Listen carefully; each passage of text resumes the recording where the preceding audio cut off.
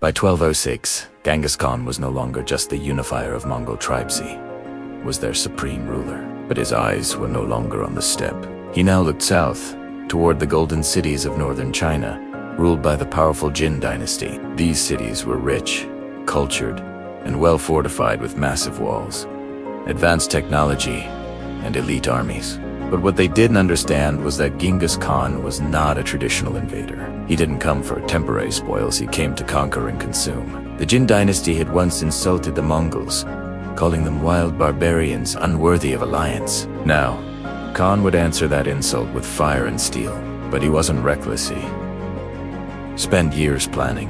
He gathered intelligence, sent spies into Chinese cities, and studied their tactics. He learned how to break down walls, how their armies moved, and how their food supplies worked. Then he adapted using Chinese engineers and scholars who had joined him willingly or unwillingly. Genghis Khan's genius wasn't just in battle, it was in strategy.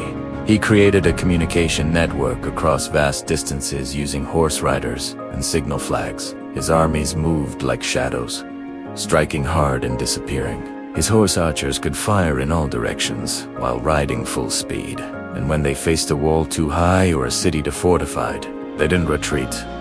They built siege weapons using Chinese expertise.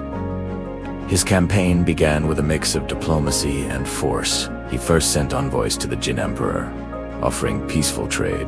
But when the Jin dismissed him, he unleashed terror. The Mongols swept through the countryside, burning fields, cutting off supply lines, and using psychological warfare. Villages surrendered without a fight because they'd heard the tale: surrender and live, resist and vanish. The jewel of the Jin Empire was Jiangdu, today's Beijing.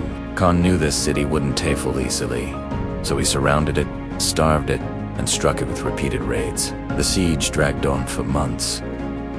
People inside ran out of food. Starvation led to madness. The streets filled with bodies. Finally, the emperor sent emissaries, carrying gold, silks, and even princesses, to offer in marriage. But Khan had already decided he would take everything on his own terms. When Jiangdu fell, it wasn't just a victory, it was a message. The Mongols looted, yes, but they also captured engineers, scribes, translators, doctors, anyone who could build an empire. Genghis Khan wasn't just creating destruction, he was absorbing knowledge, refining systems, and preparing to rule lands far more advanced than the steppe. He learned Chinese administration systems, taxation, census taking, and logistics. In some cities, he allowed local officials to remain in charge as long as they swore loyalty and paid tribute. He didn't always need to rule with a sword. Sometimes, submission was enough.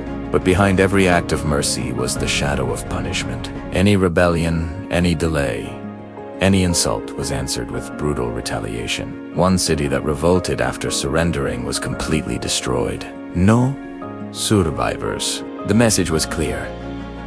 Peace was possible, but only if Khan's rule was absolute. By the end of the campaign, Genghis Khan had taken huge swaths of northern China. He didn't yet control all of it, that would take years. But the psychological victory was enormous. The world now saw something terrifying. A barbarian from the north who had not only defeated China's armies but learned from them, improved on their systems, and turned their strengths into his weapons.